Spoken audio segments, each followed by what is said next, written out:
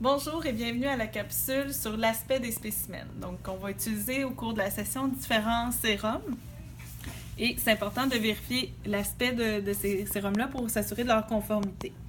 Donc, tout d'abord, je vous présente un sérum qui est conforme. Donc, c'est un sérum qui est clair, qui est jaune. On ne voit pas de traces de fibrine, donc de filament qui est à l'intérieur.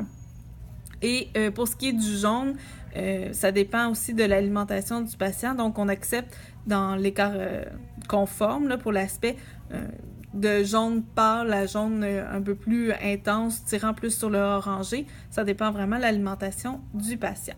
Donc, ça, c'est un sérum qui est conforme. Un des premiers aspects non conformes qu'on voit souvent, c'est l'hémolyse. Donc, c'est lié à la destruction des globules rouges. Souvent, c'est lié à un mauvais prélèvement ou de façon plus rare, là, ça peut être lié à une hémolyse intravasculaire, mais c'est, comme je vous dis, assez rare. Donc, une hémolyse, c'est un aspect très rouge. Souvent, le sérum est quand même transparent, il est translucide. Et c'est important non seulement d'indiquer l'hémolyse, mais de quantifier l'hémolyse. Donc, on y va, trace 1+, 2+, 3+, 4+. Là, ici, c'est une hémolyse là, qui est très intense, donc 3 à 4+. Mais si on a juste une petite trace rosée dans notre sérum, mais c'est vraiment une trace ou un plus d'hémolyse. Donc, c'est important de le quantifier. Deuxième aspect non conforme, c'est la lipémie. Donc, un sérum lipémique, c'est un sérum qui est plus opaque. Je vais vous montrer la différence entre les deux. Un sérum translucide et un sérum... pardon, je vais m'installer autrement.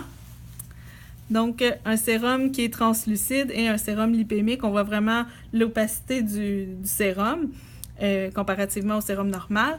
Et c'est lié à la présence de gras, donc les kilomicrons qui sont dans le sérum. C'est lié à un patient qui n'a pas été à jeun lors du prélèvement. Et ça aussi, il faut le quantifier. Donc, c'est juste une légère opacité, c'est une trace. Et ce type de spécimen-là, ça serait plus un 3 ou 4+ de lipémie. Là. C'est assez intense. Un spécimen qui est plus rare, donc on ne l'a pas ici au cégep, mais ça pourrait arriver, mais c'est très très rare. C'est un sérum qui est ictérique. Donc, c'est lié à la présence de bilirubine dans le sérum. C'est un sérum qui est plus fluorescent, qui tire un peu plus sur le vert.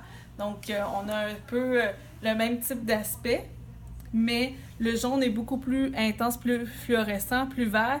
Et souvent, la coloration jaune verdâtre va coller aux parois du tube. Donc, c'est un indice que le spécimen est ictérique et ça aussi, il faut le quantifier, trace 1+, 2+, 3+.